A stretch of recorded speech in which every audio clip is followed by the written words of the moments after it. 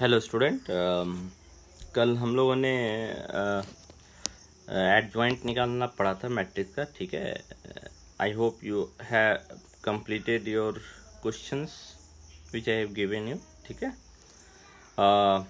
आज हम लोग एडजॉइंट का एप्लीकेशन पढ़ेंगे, ठीक है। एडजॉइंट तो इजी पार्ट था। एडजॉइंट कैसे निकालते हैं एक बार फिर से रिकॉल करते हैं।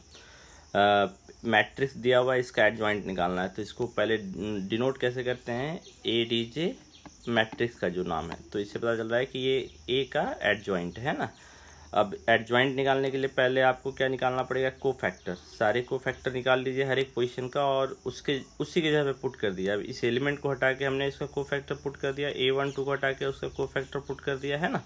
तो हर एक मैट्रिक्स के एलिमेंट को आप रिप्लेस कर दीजिए उसके कोफैक्टर से, है ना। और फिर इसका ट्रांसपोज ले लीजिए। तो ट्रांसपोज लेंगे तो ये जो कोफैक्टर का रो है ये कॉलम में कन्वर्ट हो जाएगा, ये रो कॉलम में कन्वर्ट हो जाएगा, ये रो कॉलम में कन्वर्ट हो जाएगा, है ना। तो ये जो नया मैट्रिक्स आया, ये नया मैट्रिक्स ही आपका क्या है, एडजॉइंट। और 2x2 मैट्रिक्स का एडजॉइंट निकालना तो आसान है, मैंने आपको ऑलरेडी बताया था। आप 1 मार्क्स में भी पूछ सकता है कभी कभी। ABC है तो इसका एडजॉइंट क्या होगा, ए डी जे ए, है ना। इसका एडजॉइंट आपका क्या होगा, ये दोनों होगा, इंटरचेंज कर जाएगा। जो डायगोनल एलिमेंट है D एंड A, है ना। और जो नॉन डायगोनल एलिमेंट है इसका पोजीशन चेंज नहीं होगा, ठीक है। इसका पोजीशन जैसा वैसे ही रहेगा, सिर्फ इसका क्या चेंज करेगा, साइन। तो ये -B और ये -C, ये है A का एडजॉइंट, है ना। ये आप याद भी रख सकते हैं, है ना। तो आपको 2x2 मैट्रिक्स के लिए एडजॉइंट नहीं निकालना पड़ेगा, और otherwise you have to do all the process. आपको मेन प्रोसेस किस में करना है, 3x3 में, है ना। 2x2 आप याद भी रख सकते हैं ना।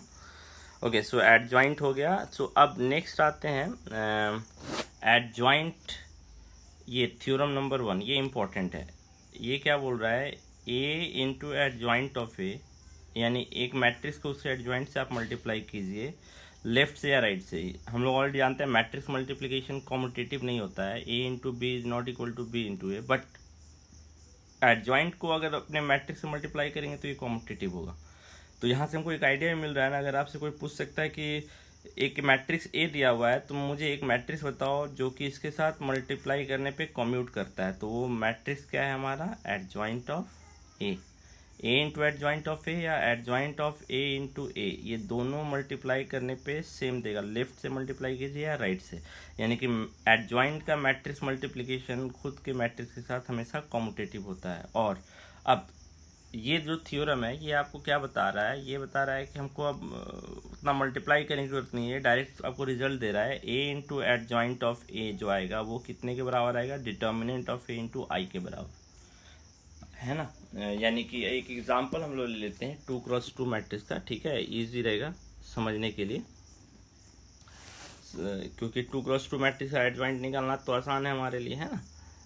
मान लीजिए एक मैट्रिक्स दिया हुआ है A आपका, ठीक है, 2 1 5 6। सो पहले तो इसका एडजॉइंट निकालना पड़ेगा, adjoint of A। Adjoint of A क्या होगा, हमने ऑलरेडी बोला था, डायगोनल एलिमेंट इंटरचेंज कर जाता है, नॉन डायगोनल एलिमेंट का सिर्फ साइन चेंज करता है ना। तो ये नॉन डायगोनल एलिमेंट है। अब A into adjoint of A कीजिए, A into adjoint of A। ये हमने एक मल्टीप्लाई देखा तो ये कितना आएगा, 2 into 1 into 5 into 6 is equal to 6 into -1 and -5 into 2। इसको आप मल्टीप्लाई कीजिए, है ना। इसको आप मल्टीप्लाई कीजिएगा तो ये रो इससे मल्टीप्लाई होगा, तो ये कितना आ जाएगा, 12 -5, है ना। 12 -5 7 आ जाएगा। फिर ये इससे मल्टीप्लाई होगा, है ना। 2 -2 एंड +2 0 आ गया। फिर ये इससे मल्टीप्लाई होगा, है ना। 5 6 30 एंड 6 -5 -30, ये भी 0 आ जाएगा। अब ये इससे मल्टीप्लाई होगा, है ना। तो ये आ जाएगा -5 एंड 12, ये भी 7। तो आप चेक कर लीजिए, ये आ रहा है 7 इंटू 7। अगर हम कॉमन ले लें तो 1 0 0 1, यही आ रहा है ना, यानी कि हम इसको 7i लिख सकते हैं, I2 लिख सकते हैं। I2 का मतलब हो गया 2 क्रॉस 2 का आइडेंटिटी मैट्रिक्स है ना। अब दूसरा मल्टीप्लाई कीजिए, एडजॉइंट ऑफ ए इंटू ए, ये मल्टीप्लाई कीजिए एडजॉइंट ऑफ ए इंटू ए, तो ये कितना हो जाएगा 6 -1 -5 2 इंटू 2 1 5 6। सो ये मल्टीप्लाई अगर आप करेंगे तो आप चेक कर लीजिए, ये भी यही आ रहा है, ये भी यही आ रहा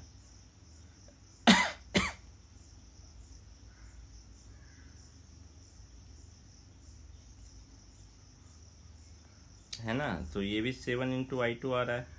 सो अब हमारा जो प्रॉब्लम था वो क्या था, हमारा प्रॉब्लम था कि a into adjoint of A into adjoint of A या adjoint of A into A, इस केस में तो इक्वल आ रहा है, बट अब वो जो थ्योरम है वो डायरेक्ट बोल रहा है कि determinant of A into I2 के बराबर होना चाहिए, आई के बराबर होना चाहिए, है ना। यहाँ पे I2 है हमारा, तो अब डिटर्मिनेंट आपको क्या लग रहा है 7 आना चाहिए। तो डिटर्मिनेंट ए का मैट्रिक्स, ए मैट्रिक्स आपका क्या था आप देख लीजिए 2 1 5 6, इसका डिटर्मिनेंट आप निकाल के देखिए, डिटर्मिनेंट ऑफ ए, तो डिटर्मिनेंट ऑफ ए होगा 2 1 5 6। ये नोटेशन की बात मैं कर रहा था, ये मैट्रिक्स है ना, कैपिटल ए से हम लोग अब इसके आगे डिटर्मिनेंट लगाया तो ये मैट्रिक्स का जो नोटेशन है स्क्वायर ब्रैकेट वो हट जाएगा। ये बहुत सारे बच्चे गलत कर रहे हैं, ठीक है, तो इसको ध्यान रखिएगा। 12 -5 7 आ रहा है ना। सो इसका मतलब देखिए ये 7 है, ये 7 है ना, यहाँ पे डिटर्मिनेंट ऑफ ए आपका 7 है इंटू आई। तो अब हमको मल्टीप्लाई करने की जरूरत नहीं है ना। अगर कोई भी आपको एक मैट्रिक्स को अपने एडजॉइंट से मल्टीप्लाई करने बोल रहा है तो आप ये इतना जो प्रोसेस हमने किया, ये इतना जो प्रोसेस कर रहे थे ये नहीं करेंगे, हम डायरेक्टली सिर्फ क्या करेंगे डिटर्मिनेंट निकालेंगे और उसको आइडेंटिटी मैट्रिक्स से मल्टीप्लाई कर देंगे, that will be the answer, है ना। फॉर एक एग्जाम्पल ले लेते हैं ना। अब आप देखिए एक बड़ा मैट्रिक्स हम लोग लेते हैं, ठीक है, एक मैट्रिक्स ले लेते हैं 1 3 2 -1 0 5 0 2 1। इसको हमसे पूछा गया what is A into adjoint of A, तो A into adjoint of A अब आप नहीं निकालेंगे, डायरेक्टली आप उस थ्योरम का यूज़ करेंगे। थ्योरम क्या बोलता है, ये डिटर्मिनेंट ऑफ ए इंटू आई के बराबर होगा। आई यहाँ पे कितने ऑर्डर का होगा, 3 ऑर्डर का होगा, I3। तो आप सिंपली क्या निकालेंगे इसका determinant, so determinant of A is equal to 1 3 2 -1 0 5 0 2 1, इसके बराबर होगा, है ना। सो एक्सपैंड कीजिए, expanding along suppose C1, expanding along C1, C के 1 के along एक्सपेंड कर रहे हैं, तो इसका साइन क्या होता है, आप रिकॉल कर लीजिए प्लस माइनस प्लस, है ना। सो 1 into determinant of 0 5 2 1 minus into -1 into determinant of क्या हो जाएगा, ये हट जाएगा और ये हट जाएगा, तो 3 3 2 2 1 और आखिरी वाला तो 0 है, 0 इंटू ऐसे लिख देता हूँ मैं 3 2, बट 0 हो जाएगा, तो 0 वाला आप छोड़ भी सकते हैं ना। तो ये कितना आ जाएगा 0 -10 और ये +1 हो गया, 3 -4 -1 और वो 0 हो गया -11, यानी कि हम बोल सकते हैं ए इंटू एडजॉइंट ऑफ ए जो होगा वो आपका किसके बराबर होगा, ए इंटू एडजॉइंट ऑफ ए जो है वो -11 इंटू 1 0 0 0 1 0 0 0 1। दैट मीन्स ये जो इक्वल होगा वो किसके इक्वल होगा, -11 सबसे मल्टीप्लाई हो जाएगा, -11 0 0 0 -11 0 0 0 -11, simple. So I hope you understood theorem number 1, है ना। थ्योरम नंबर 1 आपको समझ में आ गया होगा कि ये क्या दे रहा है, इससे आपका बहुत सारा कैलकुलेशन इजी हो गया, है ना। ए इंटू एडजॉइंट ऑफ ए आपको मल्टीप्लाई करने की जरूरत नहीं है, ये डायरेक्टली किसके बराबर होगा, डिटर्मिनेंट ऑफ ए इंटू आई के बराबर, है ना। देखिए यहाँ पे अब वेरीफाई करके बता रहे हैं क्यों ऐसा हो रहा है, ठीक है, मैं आपको समझा दे रहा हूँ क्यों यहाँ पे ऐसा होगा, ठीक है। क्यों ए इंटू एडजॉइंट ऑफ ए जो है वो डिटर्मिनेंट इंटू आइडेंटिटी मैट्रिक्स आता है ना। बहुत इजी है, टफ नहीं है, ठीक है, आप समझ सकते हैं इजीली।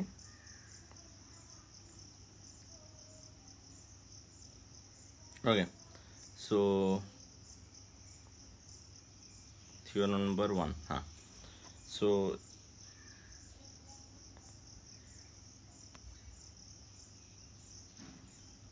ओके, सो अब आप देखिए, हमने एक चीज़ पढ़ा था ऑलरेडी। क्या पढ़ा था कि अगर एक रो को उसी के कोरस्पॉन्डिंग एडजॉइंट से मल्टीप्लाई कोफैक्टर से मल्टीप्लाई करेंगे तो डिटर्मिनेंट आएगा, लेकिन अगर उसी रो को किसी दूसरे रो के एडजॉइंट से कोफैक्टर से मल्टीप्लाई करेंगे तो वैल्यू ज़ीरो आएगा। ये हमने पढ़ा था ना, मैंने लास्ट क्लास में आई थिंक डिस्कस किया था, ठीक है। इसी तरह कॉलम के लिए भी था, अगर एक कॉलम को उसी के कोरस्पॉन्डिंग कोफैक्टर से मल्टीप्लाई करेंगे तो डिटर्मिनेंट आएगा, लेकिन दूसरे रो के कोफैक्टर से मल्टीप्लाई कर देंगे तो ज़ीरो होगा वैल्यू। ये इसी कॉन्सेप्ट को यूज़ कर रहा है, ठीक है, ये इसी कॉन्सेप्ट को यूज़ कर रहा है। अब आपको इन दोनों मैट्रिक्स को मल्टीप्लाई करना है, चेक कीजिए, तो ये इससे मल्टीप्लाई होगा, तो ये क्या है, इसी रो का कोफैक्टर है ना, तो जो पहला पोजीशन आएगा वो डिटर्मिनेंट आएगा, है ना। दूसरा, अब जब A11 को ये फर्स्ट रो है उसको सेकंड कॉलम से मल्टीप्लाई करेंगे तो फर्स्ट रो सेकंड कॉलम का एलिमेंट ये है, तो आप देखिए ये जो है फर्स्ट रो है और ये सेकंड रो का कोफैक्टर है, तो इससे वैल्यू क्या आएगा, दोनों को मल्टीप्लाई करने पे ज़ीरो, इसलिए ये वैल्यू ज़ीरो आ रहा है ना। आपको समझ में आया। अब नेक्स्ट, इसी तरह फर्स्ट रो को थर्ड कॉलम से मल्टीप्लाई कीजिए, फर्स्ट रो और थर्ड कॉलम, तो आप चेक कीजिए कि ये जो है ये थर्ड रो का कोफैक्टर है, तो फर्स्ट रो को हम थर्ड रो के कोफैक्टर से मल्टीप्लाई करेंगे तो वैल्यू ज़ीरो आएगा, है ना। इसी तरह ये भी है, ये सेकेंड रो फर्स्ट कॉलम, तो सेकेंड रो, लेकिन ये फर्स्ट जो कॉलम है ये फर्स्ट रो का कोफैक्टर है, इसलिए वैल्यू ज़ीरो। सेकेंड रो फिर सेकेंड कॉलम, तो सेकेंड रो और ये जो है आपका क्या है, सेकेंड रो का ही कोफैक्टर है, इसलिए इसकी डिटर्मिनेंट ऑफ ए आया, सेम सारा यही है ना। सो क्यों ऐसा आ रहा है वो मेरे ख्याल से आपको समझ में आ गया होगा, ठीक है। ये बहुत टिपिकल पार्ट नहीं है, ठीक है। अगर आप एक रो को किसी दूसरे रो के कोफैक्टर से मल्टीप्लाई करेंगे तो वैल्यू ज़ीरो आएगा, वही सेम है, एक कॉलम को किसी दूसरे कॉलम के कोफैक्टर से मल्टीप्लाई करेंगे तो भी वैल्यू ज़ीरो आएगा, है ना। सो ये बहुत टिपिकल पार्ट नहीं है, ठीक है। सो थ्योरम नंबर 1 जो है वो मेरे ख्याल से अंडरस्टूड है, थ्योरम नंबर 1, है ना। सो 25 26 ओके। नेक्स्ट है definition 4, singular matrix. What is singular matrix, ठीक है। सिंगुलर मैट्रिक्स क्या होता है वो देख लीजिए, ठीक है। ये भी एक अच्छा कॉन्सेप्ट है। सिंगुलर मैट्रिक्स तो पहले स्क्वायर मैट्रिक्स होगा, एक सिंगुलर मैट्रिक्स जो है वो पहले स्क्वायर मैट्रिक्स होगा, यानी कि एक रेक्टेंगुलर मैट्रिक्स कभी भी सिंगुलर नहीं हो सकता है। और अब कब हम बोलेंगे एक मैट्रिक्स सिंगुलर होगा, जब उसका हम डिटर्मिनेंट निकालें और डिटर्मिनेंट का वैल्यू ज़ीरो आए तो हम बोलेंगे वो मैट्रिक्स मेरा क्या है, सिंगुलर। और अगर डिटर्मिनेंट ज़ीरो नहीं आएगा तो हम उसको बोलेंगे नॉन सिंगुलर, है ना। सो एक मैट्रिक्स ए लिया, इसका आप डिटर्मिनेंट निकालिए, सो डिटर्मिनेंट ऑफ ए, तो अब मैट्रिक्स का सिंबल हट जाएगा। अब आप इसको सॉल्व कीजिए, 8 - 8 ज़ीरो आ रहा है, यानी कि ये जो मैट्रिक्स ए है, ए मैट्रिक्स जो है वो सिंगुलर है। ये तो डिटर्मिनेंट का वैल्यू है, डिटर्मिनेंट सिंगुलर नॉन सिंगुलर नहीं होता है मैट्रिक्स, अगेन कन्फ्यूजन नहीं होना चाहिए। एक मैट्रिक्स का डिटर्मिनेंट निकालेंगे, डिटर्मिनेंट का वैल्यू ज़ीरो आएगा तो हम बोलेंगे कि जो मेरा मैट्रिक्स है वो एक सिंगुलर मैट्रिक्स है। और अगर डिटर्मिनेंट ज़ीरो नहीं आ रहा है तो हम बोलेंगे मैट्रिक्स मेरा नॉन सिंगुलर मैट्रिक्स है, ठीक है। डिटर्मिनेंट अगर ज़ीरो नहीं आएगा तो मैट्रिक्स मेरा नॉन सिंगुलर मैट्रिक्स है, ठीक है। सो मेरे ख्याल से आपको समझ में आ गया what is singular matrix, what is non singular matrix, ठीक है। अब आते हैं थ्योरम नंबर 2 पे। तो ये क्या बोल रहा है, अगर दो नॉन सिंगुलर मैट्रिक्स है तो उसका प्रोडक्ट भी क्या होगा, नॉन सिंगुलर मैट्रिक्स, है ना। अगर दो नॉन सिंगुलर मैट्रिक्स है यानी ए भी नॉन सिंगुलर है तो इसका मतलब डिटर्मिनेंट ऑफ ए भी नॉन ज़ीरो होगा, डिटर्मिनेंट ऑफ बी भी नॉन ज़ीरो होगा। तो ये बोल रहा है कि ए इंटू बी या बी इंटू ए जो भी एग्जिस्ट कर रहा हो, अगर सेम ऑर्डर का है तो दोनों एग्जिस्ट करेगा, है ना। तो ए इंटू बी का डिटर्मिनेंट भी नॉन ज़ीरो आएगा और बी इंटू ए का डिटर्मिनेंट भी नॉन ज़ीरो आएगा, बिना कैलकुलेशन के हम बोल सकते हैं, है ना।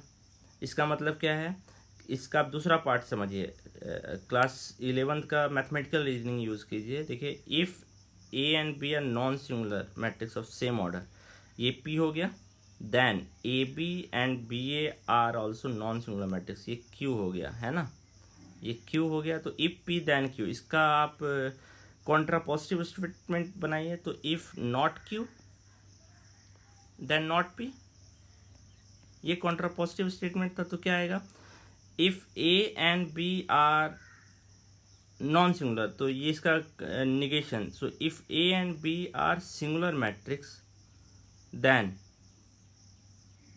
ए and B are also, A और बी एंड किस में कन्वर्ट हो जाएगा, ए बी और B A is singular matrix then A और B is also singular matrix, यही इसका होगा। एंड जो है वो और में कन्वर्ट हो जाएगा निगेशन में, है ना। सो इससे आप क्या कंक्लूजन निकाल रहे हैं कि अगर ए बी का डिटर्मिनेंट ज़ीरो आ रहा है तो इसमें कोई एक मैट्रिक्स जरूर सिंगुलर होगा। जरूर नहीं कि दोनों हो भी सकता है। इसका मतलब डिटर्मिनेंट ऑफ ए या तो ज़ीरो आ रहा होगा और डिटर्मिनेंट ऑफ बी भी ज़ीरो आ रहा होगा, कोई एक ज़ीरो या फिर दोनों का दोनों। यहाँ पे जो और है ये इंक्लूसिव और हो गया, है ना। सो इसका मतलब क्या है, अगर ए सिंगुलर है और बी नॉन सिंगुलर है, B is non singular,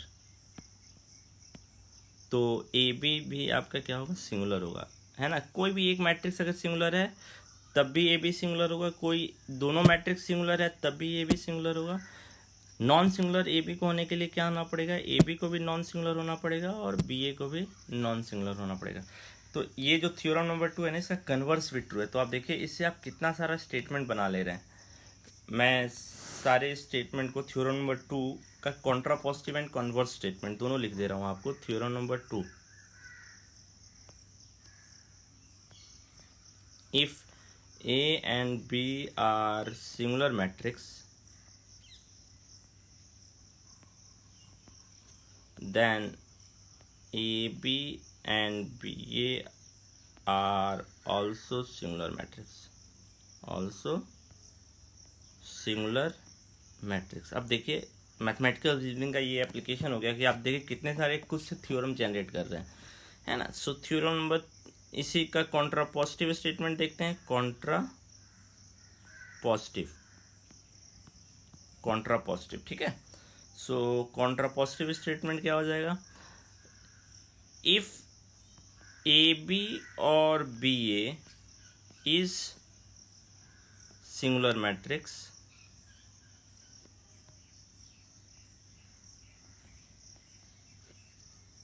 then A और B is also singular matrix,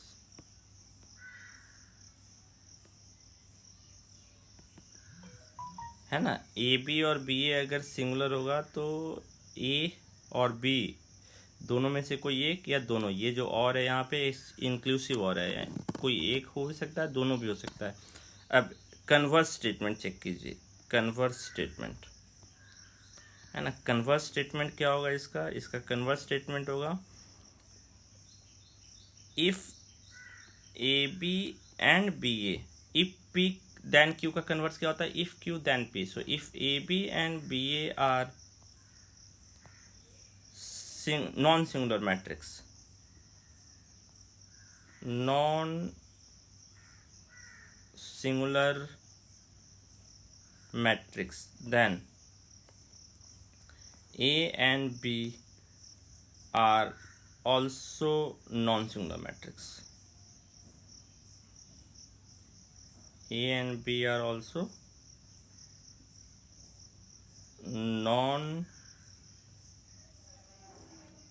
non-singular matrix, है ना। सो ये ये देखिए यहाँ पे हम जानते हैं कन्वर्स हमेशा ट्रू नहीं होता, बट थ्योरम नंबर 2 के लिए आपका कन्वर्स भी ट्रू है, कॉन्ट्रा पॉजिटिव तो दोनों सेम होता है ना। तो ये 3 स्टेटमेंट आपको एक्स्ट्रा मिल गए। इन एडिशन हम लोग अब एक्स्ट्रा अब बोल सकते हैं ना कि अगर इफ़ ए इज सिंगुलर, अब देखिए जो कॉन्ट्रा पॉजिटिव है उसके कारण ये आ रहा है, if A is singular and B is non singular then what can you say about A B या और बी ए। तो A B is also non singular है ना। अगर कोई एक मैट्रिक्स भी सिंगुलर हो गया ना तो ए बी भी क्या हो जाएगा, सिंगुलर मैट्रिक्स हो जाएगा, है ना। सो यही आपका था थ्योरम नंबर 2। इससे आपको बहुत सारा कॉन्सेप्ट मिल गया थ्योरम नंबर 2 से, ठीक है। थ्योरम नंबर 3 आपको अब देखिए डिटर्मिनेंट कैलकुलेट करने की थोड़ी सी इंडिपेंडेंसी देता है। ये क्या बोल रहा है कि अगर आपको मान लीजिए ए और बी का डिटर्मिनेंट पता है तो ए बी दोनों मैट्रिक्स का प्रोडक्ट का डिटर्मिनेंट निकालने की जरूरत नहीं है, आप सिंपली दोनों मैट्रिक्स के डिटर्मिनेंट को सेपरेटली मल्टीप्लाई कर दिए। यानी कि ये सिंपली ये बोल रहा है कि ए बी का डिटर्मिनेंट नहीं निकालने की जरूरत है, आप determinant of A into determinant of B multiply कर सकते हैं ना। बट ध्यान रखिएगा ए और बी दोनों स्क्वायर मैट्रिक्स है सेम ऑर्डर का, ये इंपॉर्टेंट है। Determinant of the product of matrices of is equal to the product of their respective determinant where A and B are square matrix of same order, ये important है ना। दोनों matrix same order का होना चाहिए तभी ऐसा हो सकता है ना। Okay, so theorem number 3 easy है, कोई प्रॉब्लम नहीं है थ्योरम नंबर 3 में, ठीक है। अब थ्योरम नंबर 3 पढ़ने के बाद हम लोग थोड़ा सा इसको अप्लाई करते हैं अपने प्रीवियस कॉन्सेप्ट पे, और इससे हम लोग कुछ कॉन्सेप्ट को फाइंड आउट करते हैं। तो उसको अब स्टार्ट करने से पहले ना थोड़ा सा डिटर्मिनेंट के बारे में हम लोग और भी कुछ जान लेते हैं, ठीक है। डिटर्मिनेंट और मैट्रिक्स में एक और डिफरेंस है, क्या डिफरेंस है वो देखिए। ये डिटर्मिनेंट है ना 2 5 6 -1 3 0, ये मैट्रिक्स है 2 9। इसमें अगर आप मान लीजिए एक स्केलर मल्टीप्लाई कर रहे हैं, सपोज ये डिटर्मिनेंट है 2 5 6 -1 3 0 0 2 9 है ना, ये डिटर्मिनेंट है। इसमें आप 5 से मल्टीप्लाई कर रहे हैं तो ऑब्वियस बात है एक नंबर को एक नंबर से मल्टीप्लाई कर रहे हैं, एक नंबर को मैट्रिक्स से मल्टीप्लाई कर रहे हैं, दोनों में अंतर है ना। Determinant is also a number. तो इसमें क्या था, ये 5 जो है सारे से मल्टीप्लाई हो जाता था, है ना। 10 25 30 -5 15 0 0 10 45, ऐसा डिटर्मिनेंट में नहीं है। तो डिटर्मिनेंट में क्या होगा, अब ये 5 जो है या तो किसी एक रो से मल्टीप्लाई होगा, या तो किसी कॉलम से मल्टीप्लाई कीजिए, या तो आप C1 से मल्टीप्लाई कीजिए। अगर आप C1 से नहीं मल्टीप्लाई करना चाहते हैं तो C2 से मल्टीप्लाई कीजिए, या फिर C3 से, कोई एक से, तीनों से मल्टीप्लाई नहीं होगा। इसी तरह या तो आप R3 में मल्टीप्लाई कीजिए या फिर R2 में मल्टीप्लाई कीजिए या फिर आप R1 में मल्टीप्लाई कीजिए, तीनों में मल्टीप्लाई नहीं होगा लाइक इन मैट्रिक्स। तो इस केस में ये आपका चॉइस है, आप किस कॉलम या किस रो में मल्टीप्लाई करना चाहते हैं। तो मान लीजिए हम थर्ड कॉलम में मल्टीप्लाई करना चाहते हैं तो इसको हम लिख सकते हैं 2 -1 0, बाकी सारा सेम रहेगा 5 3 9, थर्ड कॉलम में ये मल्टीप्लाई हो जाएगा तो 30 0 45 ये। सो ये डिटर्मिनेंट और मैट्रिक्स में अगर नंबर आप मल्टीप्लाई कर रहे हैं तो ये एक बिग डिफरेंस है दोनों में, है ना। या फिर ये है, या फिर आप अगर इसको मान लीजिए R2 से मल्टीप्लाई करना चाहते हैं तो R2 से में मल्टीप्लाई कर सकते हैं, बट R1 R3 में तब आप मल्टीप्लाई नहीं करेंगे। 2 5 6 5 15 0 0 2 9, बाकी सारा अनचेंज है, देख रहे हैं। तो डिटर्मिनेंट में अगर आप एक स्केलर मल्टीप्लाई कर रहे हैं तो वो या तो किसी एक रो से, ये आपका चॉइस होगा, या फिर किसी कॉलम से मल्टीप्लाई होगा, ये भी आपका चॉइस होगा, है ना। आप किसी भी एक रो या एक कॉलम में मल्टीप्लाई कर सकते हैं, ये दोनों सेम है, दोनों इक्वल है, दोनों से आप एक्सपैंड करके देख लीजिए, you will get the same answer, है ना। सो मेरे ख्याल से कोई प्रॉब्लम नहीं है। तो अब आप देखिए कि यहाँ से एक कॉन्सेप्ट हमको मिल रहा है, क्या कॉन्सेप्ट मिल रहा है वो देखिए। यहाँ से एक कॉन्सेप्ट मिल रहा है, कॉन्सेप्ट यही मिल रहा है कि अगर मान लीजिए कि 5 इंटू सपोज है 2 1 0 0 1 2 3 4 5, 3 4 5, ये मैट्रिक्स है, इसको हम 5 से मल्टीप्लाई कर रहे हैं, लेकिन हमने बोला कि चलो इसका हम डिटर्मिनेंट निकालते हैं। इस यानी कि ये 5 इंटू ए हो गया, ये मैट्रिक्स ये है आपका। अब 5 इंटू ए का मैं बोल रहा हूँ आपसे डिटर्मिनेंट निकालने के लिए, तो इसका मतलब ये ऐसा हो जाएगा ना, डिटर्मिनेंट ऑफ 5 टू 5 मैट्रिक्स, इसका डिटर्मिनेंट 2 1 0 0 1 2 3 4 5 ऐसा ही हो जाएगा। इसके आगे डिटर्मिनेंट का साइन लग गया। अब मैट्रिक्स के हिसाब से ये 5 तो सब में मल्टीप्लाई हो जाएगा, और उसका डिटर्मिनेंट यानी कि 10, इसका डिटर्मिनेंट 5 0 0 5 10 15 20 25। अब इसमें आप देखिए कि एक डिटर्मिनेंट में अगर आपको कॉमन लेना है तो देखिए, अब आप पूरे में 5 है तो आप पूरे से 5 कॉमन नहीं ले सकते हैं। मल्टीप्लिकेशन वाला कॉन्सेप्ट यूज़ कीजिए, या तो आप कॉमन लेंगे तो किसी एक रो से कॉमन लेंगे, या तो किसी एक कॉलम से कॉमन लेंगे। यानी कि हर एक रो से अगर कॉमन आ रहा है तो हर एक रो से आपको कॉमन लेना पड़ेगा। तो अब आप देखिए, इसमें से अगर आपको 5 निकालना है, 5 सब में है ना, तो अगर इसमें से आपको 5 निकालना है तो हर एक रो में से आएगा। इसमें 5 कॉमन आ रहा है तो एक 5, इससे भी 5 कॉमन आ रहा है तो दूसरा 5, इससे भी 5 कॉमन आ रहा है तो तीसरा 5। तो क्या बचेगा अंदर में, 2 1 0 0 1 2 3 4 5। सो यू कैन चेक कि अब आप देखिए कि ये क्या बोल रहा है आपको कि ये जो 5 है, ए में तो सबसे मल्टीप्लाई हो गया था, तो अगर कॉमन भी लेंगे तो एक ही बार कॉमन आएगा, लेकिन अगर डिटर्मिनेंट से आप बाहर निकाल रहे हैं तो जितना रो है उतनी बार बाहर आएगा, या जितना कॉलम है उतनी बार बाहर आएगा। तो आपको इससे क्या कंक्लूजन मिल रहा है कि 5 इंटू ए, इसका अगर आप डिटर्मिनेंट निकालेंगे और इस 5 को अगर आप डिटर्मिनेंट से बाहर निकालेंगे तो ए का जितना ऑर्डर होगा उतनी बार ये बाहर आएगा। तो 5, ए का ऑर्डर कितना था 3, तो ये 5 raise to the power 3 into determinant of A, ऐसे लिख सकते हैं ना। अब आप देखिए, इसको कंपेयर कीजिए कि ये आपने ऑलरेडी फर्स्ट एक्सरसाइज में किया था सॉल्व इसको। Just go through your first exercise. अगर आप फर्स्ट एक्सरसाइज को रिकॉल कीजिए, ठीक है। सो फर्स्ट एक्सरसाइज में इसको आपने सॉल्व किया था। हाँ, यहाँ पे देखिए आप, ये सारे क्वेश्चंस आपने किए थे। देखिए यहाँ पे एक मैट्रिक्स ए था, 2 इंटू ए है, इसका डिटर्मिनेंट निकाल रहा है। तो देखिए, डिटर्मिनेंट से जब 2 बाहर आएगा तो कितनी बार बाहर आएगा, इसका जितना ऑर्डर है तो 2 क्रॉस 2 ऑर्डर का है तो 2 बार बाहर आएगा, यानी कि 2 स्क्वायर बाहर आएगा। देखिए इधर इसमें है, ये 3 क्रॉस 3 ऑर्डर का है तो 3a था, 3a के अंदर था ना, 3a का डिटर्मिनेंट निकाल रहे थे। लेकिन अगर हम डिटर्मिनेंट साइन से 3 को बाहर निकालेंगे तो ये कितनी बार बाहर आएगा, 3 बार बाहर आएगा, तो 27 है। I hope you understood. So ये एक बिग डिफरेंस है डिटर्मिनेंट और मैट्रिक्स में, है ना। क्या डिफरेंस था कि अब इसको दूसरे तरीके से समझते हैं। अगर मान लीजिए 2 4 6 3 9 8 3 16 8, सॉरी 3 16 8 नहीं, कुछ और देते हैं, 18 4 12 है ना, 22 14 एंड 16, ये मैट्रिक्स है। तो इस मैट्रिक्स में से अगर आपको एक नंबर बाहर निकालना होगा तो देखना होगा कि सब में कॉमन आना चाहिए नंबर। तो सारे में कॉमन नंबर क्या है, 2।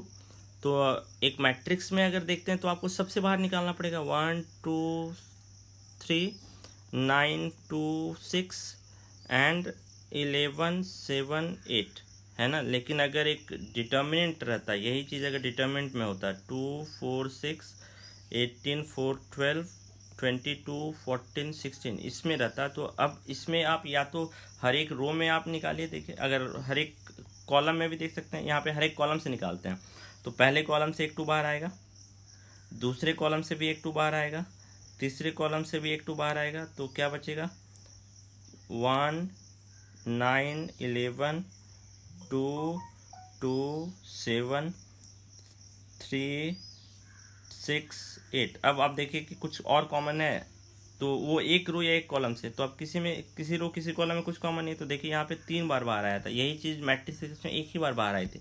तो मैट्रिक्स में हम एक पूरे एलिमेंट से देखते हैं वो कॉमन है या नहीं, डिटर्मिनेंट में से एक रो या एक कॉलम में से देखते हैं कि वो चीज़ कॉमन है या नहीं। तो इसी कॉन्सेप्ट का यूज़ किया गया था एक्सरसाइज 1 में, है ना। तो मैंने जो आपको लास्ट जो बताया यहाँ पे, यहाँ पे देखिए 5a का डिटरमिनेंट निकाल रहे हैं ना, 5a का आप डिटरमिनेंट निकाल रहे हैं, तो 5a का डिटरमिनेंट निकाल रहे हैं, तो अगर 5 को डिटरमिनेंट से बाहर निकालेंगे तो इसका मतलब डिटरमिनेंट के ये डिटरमिनेंट है, अब मैट्रिक्स नहीं रहा, है ना। तो हर एक रो से बाहर आ रहा होगा, तो 5 कितनी बार बाहर जा रहा होगा, 3 बार। 5 जो बाहर जा रहा होगा वो कितनी बार बाहर जा रहा होगा, 3 बार, देखिए इसीलिए ये 3 बार बाहर आया। और ए मैट्रिक्स आपका ये रह गया, ये जो है ये आपका ए मैट्रिक्स है ना। तो 5⁻³ इंटू ए, तो 5a डिटर्मिनेंट है, अगर इस 5 को बाहर निकालेंगे तो 3 बार बाहर आएगा, 5⁻³ इंटू ए। तो इसको अब आप जनरलाइज कर देते हैं ना, इस स्टेटमेंट को अब आप याद रख सकते हैं। Suppose A is n cross n square matrix, and then suppose some a belongs to real number, है ना। तो a इंटू कैपिटल ए का determinant is equal to, A बाहर कितनी बार आएगा, n टाइम्स बाहर आएगा, so a⁻n into determinant of A. ये एक स्टेटमेंट हो गया हमारे लिए, और ये इन जनरल ट्रू है, तो इसको आप ध्यान रखिए। इसी के बेसिस पे हम लोग जो है एक नेक्स्ट स्टेटमेंट डिराइव कर रहे हैं। देखिए यहाँ पे डिराइव किया हुआ है ऑलरेडी, ठीक है। इसी ये जो स्टेटमेंट है इसी को हम डिराइव करेंगे, ठीक है, अपने प्रीवियस कॉन्सेप्ट के बेसिस पे। कैसे डिराइव करेंगे, हमने ऑलरेडी पढ़ा है ना, a into adjoint of a, इस ये कितने के बराबर होता है, determinant of a into i के बराबर होता है। अब इसका डिटर्मिनेंट निकालते हैं, a into adjoint of a, है ना, इसका हम डिटरमिनेंट निकालते हैं। तो डिटरमिनेंट, तो इधर भी डिटरमिनेंट का साइन आ जाएगा, डिटरमिनेंट ऑफ a इंटू आई। अब ये डिटरमिनेंट ऑफ a क्या है, एक नंबर है ना। अब a मान लीजिए n क्रॉस n ऑर्डर का है, a is n cross n order square matrix, है ना। तो अब आप देखिए इसमें हम कौन सा प्रॉपर्टी लगा रहे हैं, a इंटू बी का डिटरमिनेंट क्या होगा, determinant of a into determinant of b। ये आपने ऑलरेडी पढ़ा था, ए बी का डिटरमिनेंट क्या होगा, डिटरमिनेंट ऑफ ए, अभी हमने थ्योरम ये पढ़ा था, डिटरमिनेंट ऑफ बी। और इधर ये क्या है, एक स्केलर है ना, स्केलर है, तो ये कितनी बार बाहर आएगा डिटरमिनेंट साइन से। ये डिटरमिनेंट ऑफ एक नंबर है ना, कॉल इट एज ए या एक्स, इसको एक्स मान सकते हैं। ये कितनी बार बाहर आएगा, n टाइम्स बाहर आएगा, है ना, क्योंकि आई का ऑर्डर भी n क्रॉस n है। तो ये कितनी हो जाएगा, determinant of a⁻n into determinant of I. अब डिटरमिनेंट ऑफ आई कितना होगा, 1 होगा। आइडेंटिटी मैट्रिक्स का डिटरमिनेंट ऑलरेडी 1 होता है, हमने डिस्कस किया है। Into adjoint, okay, I think नहीं डिस्कस किया तो ध्यान रखिए, एक आइडेंटिटी मैट्रिक्स का डिटरमिनेंट हमेशा 1 होता है ना, इंटू डिटरमिनेंट ऑफ a⁻n, है ना। So determinant of adjoint of a ये कितने के बराबर होगा, अब ये इसको कैंसिल करेगा तो एक पावर इसका घट जाएगा। तो एडजॉइंट का डिटरमिनेंट देखिए बिना कैलकुलेशन के आप निकाल सकते हैं। एक एडजॉइंट का डिटरमिनेंट क्या होगा, ए का डिटरमिनेंट आप निकाल लीजिए, और जितना ऑर्डर है, अगर 3 ऑर्डर का है तो उसमें से एक कम करके इसका एक्सपोनेंट दे दीजिए, है ना। तो डिटरमिनेंट ऑफ a⁻n-1, ठीक है। सो मेरे ख्याल से पहले हम लोग यहाँ तक करते हैं, ठीक है, उसके बाद हम लोग आगे बढ़ेंगे इन्वर्स में, क्योंकि आगे और भी कॉन्सेप्ट हमारे पास आएगा, ठीक है। सो अब आप देखिए इसके बेसिस पे पहले तो थोड़ा सा एक्सरसाइज कर लेते हैं, ठीक है, क्योंकि बहुत सारा कॉन्सेप्ट हम लोगों ने आज देख लिया, ठीक है, बहुत सारा कॉन्सेप्ट देख लिया है आज, ठीक है। सो पहले तो थोड़ा सा आप सॉल्व कीजिए पहले, ठीक है, सारी चीज़ को देखिए। मेरे ख्याल से अभी भी हम एक्सरसाइज फुल्ली सॉल्व करने के लिए रेडी नहीं है, बट हम कुछ क्वेश्चंस कर सकते हैं, 17 कर सकते हैं, ठीक है, 17 आप ट्राई कीजिएगा। और इसके अलावा यू कैन चेक, हम लोग एक भी क्वेश्चन नहीं कर सकते हैं, क्योंकि बट हमने बहुत सारा कॉन्सेप्ट पढ़ लिया है, ठीक है। तो आप ये सारा कॉन्सेप्ट एक बार फिर से रिवाइज कीजिए, ठीक है, याद रखिए थोड़ा सा, और try to proof it also, ठीक है, तो अच्छे से याद रहेगा। I hope you understood every concept. अगर कोई डाउट होगा यू कैन आस्क मी, और in the next Zoom calling we will discuss all doubt, okay.